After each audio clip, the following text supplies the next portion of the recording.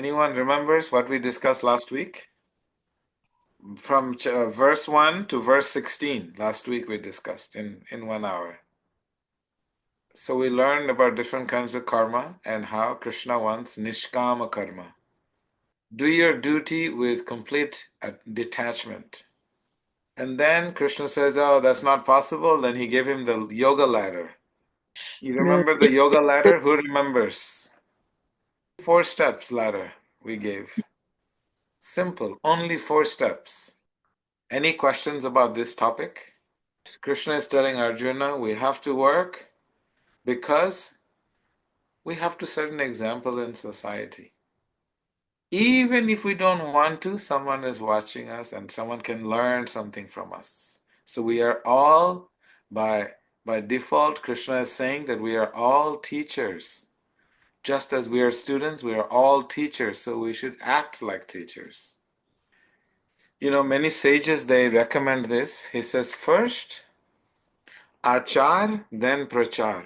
Achar means first you behave and then you share that with others. Don't tell people what to do unless you do it yourself. So this is something is very deeply taught by teachers, that you must behave yourself. Okay, so this section is over. Now we'll go to verse 36, 43 of the 3rd chapter, which is Krishna answering a question of Arjuna. Yes, Krishna, I am trying my best. I do everything the best, but I still having difficulty. Do you agree with Arjuna? Sometimes we feel like that. We try everything and still there is difficult. Why is it that we know what is right thing to do and we are trying to do it, but there is something that prevents us from doing the right thing? What is it? Has anyone ever experienced that you know what the right thing is? You know what to do, you know when to do it, but you still cannot do it. So this is what Arjuna is asking Krishna, like, okay, I understand, but I'm still having difficulty. So then Krishna explains to Arjuna. He explains that, Arjuna, I understand what you're saying, but you please understand this point, that being in the mature world, there is something called lust. And this lust is all pervasive, is everywhere. And this lust primarily resides in 3 places. Indriyani mano buddhir. That means the senses, the mind, and the intelligence. And in these 3 places, lust is situated. Lust means when we have a desire to enjoy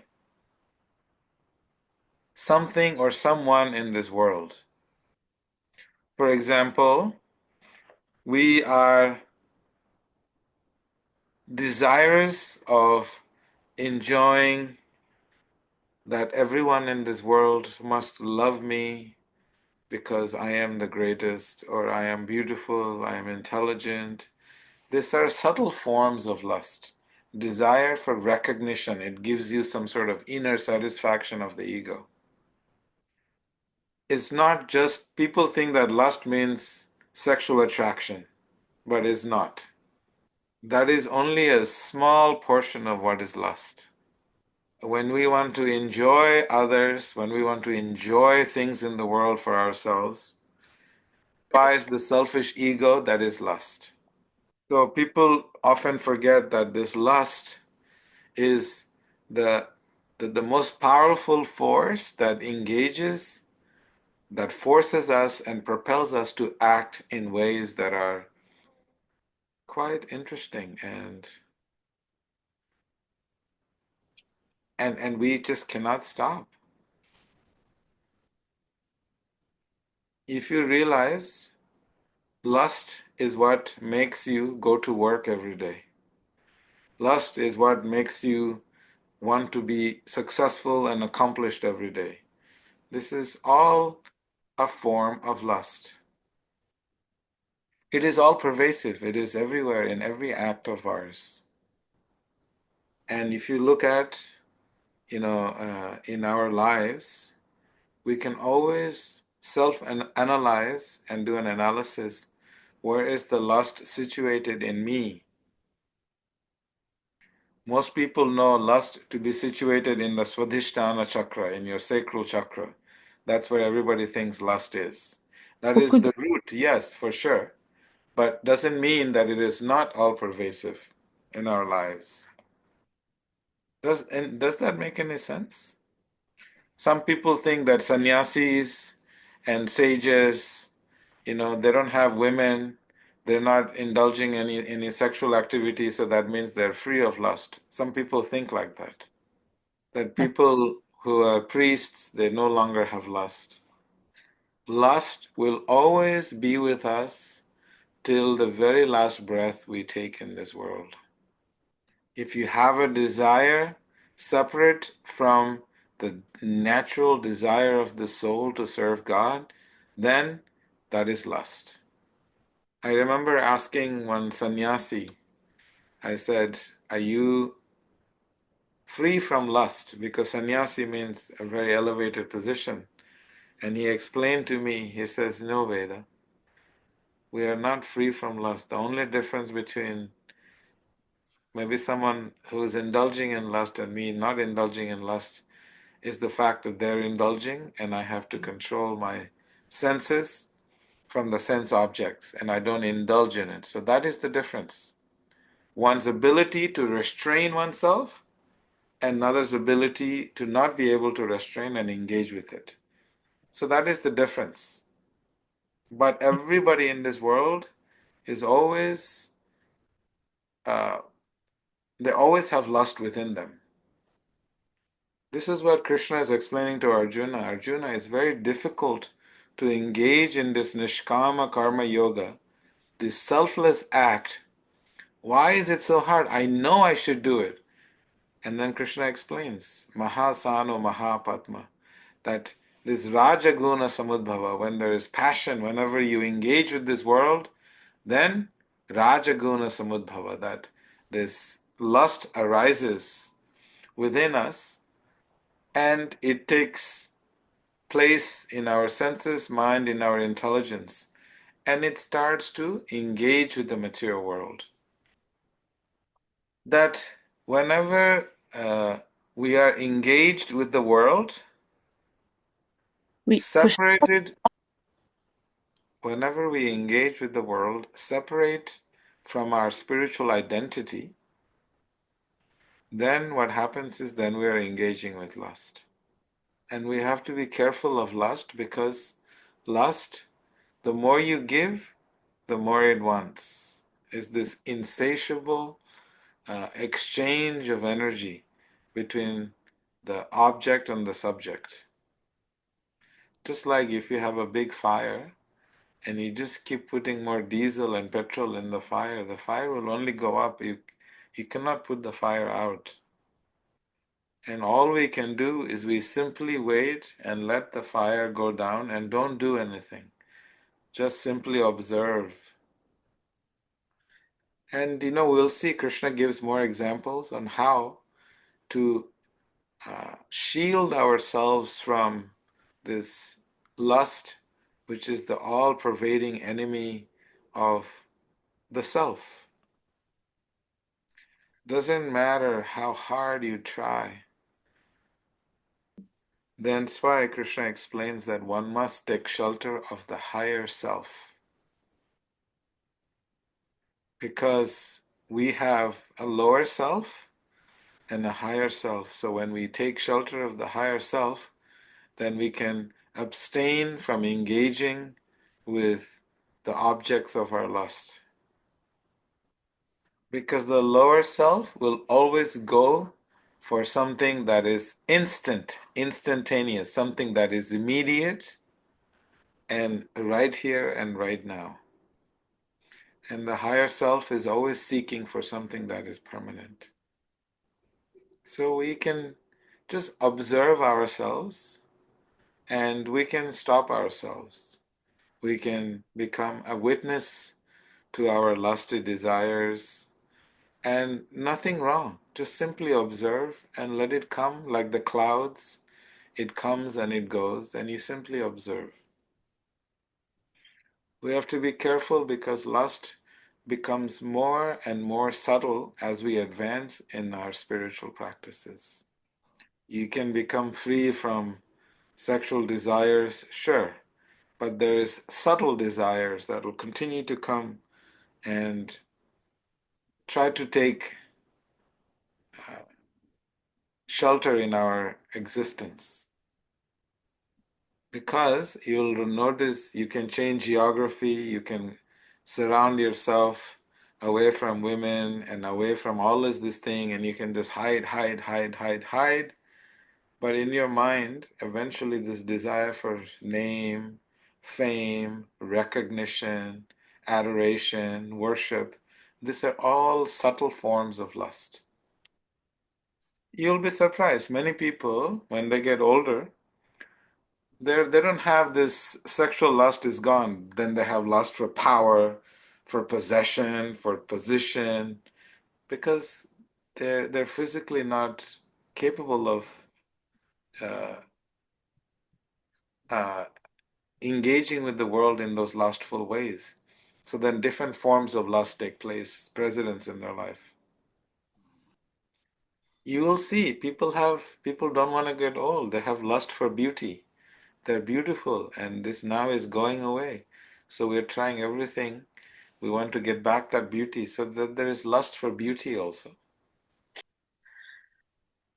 Sometime in the family, you will see, oh, my children don't listen to me. My wife doesn't listen to me. Husband don't listen to me. So we have lust for control.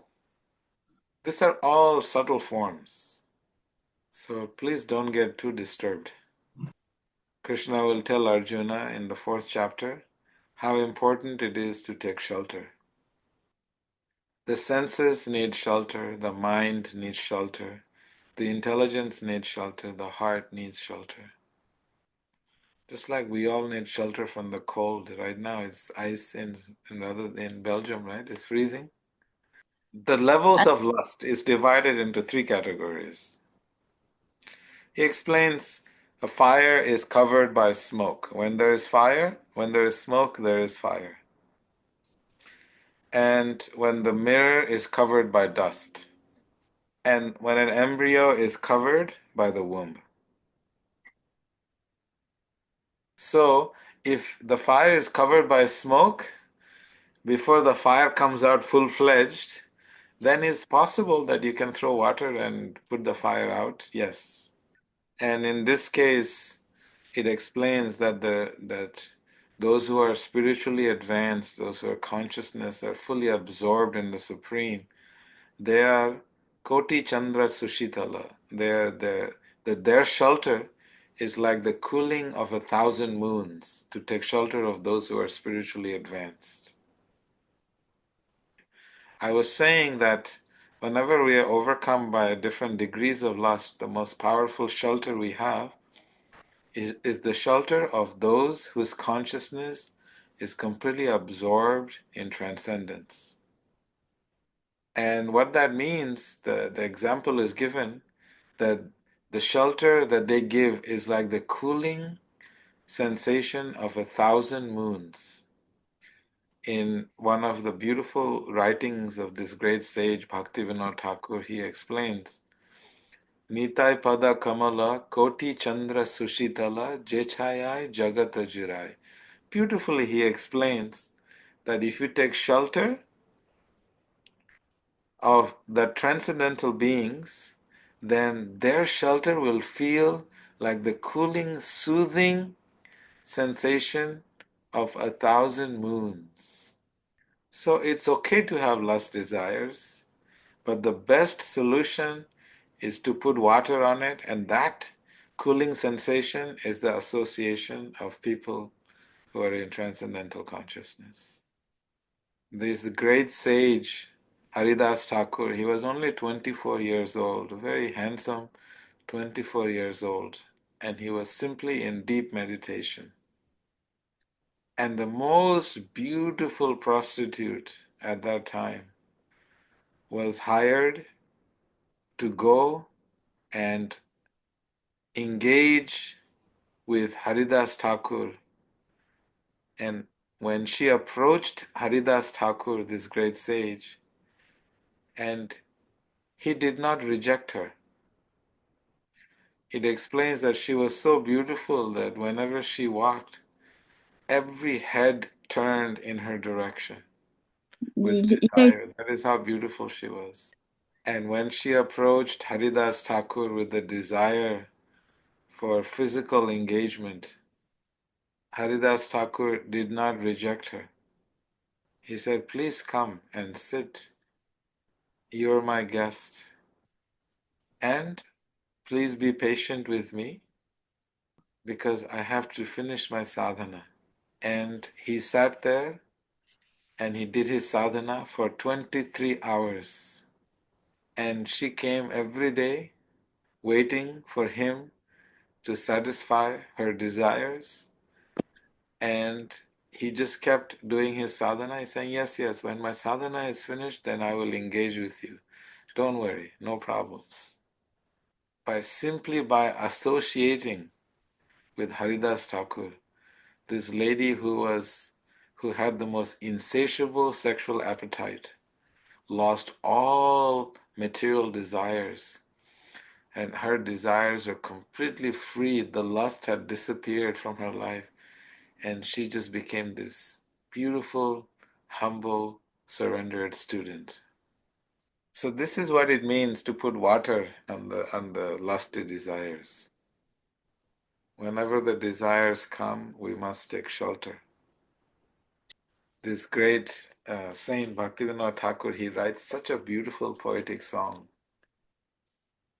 He sings, "Bhajahure mana Shrinanda Nandana Abhaya Chara Naravindare."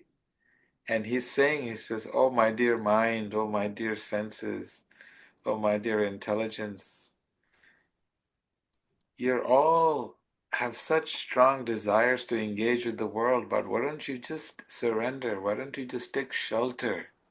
Instead of you trying to give me shelter, why don't you take shelter? Why don't we take shelter together? My senses, my mind, and my heart and intelligence, let us all take shelter." And it's such a beautiful song, all about taking shelter where it is very calm and not so hot. The material world, it is hot. We are constantly being pushed and pushed and pushed and pushed and pushed. There is no shelter. But the sages are saying, uh, it is so hot. Why don't you take shelter of something that is cool? And that is what this Koti Chandra Sushitala, that song. So, Namakrishna has pointed to us that we need to put some cool water, and that cool Ganges water is like taking shelter of these transcendental sages who are completely under the divine guidance, that they can give us this thousand moon like cooling shelter under their guidance. Every day I spend 2 hours, minimum 2 hours, taking shelter, minimum. You know, when you're a little kitten in the wild jungles, the mother hides you in the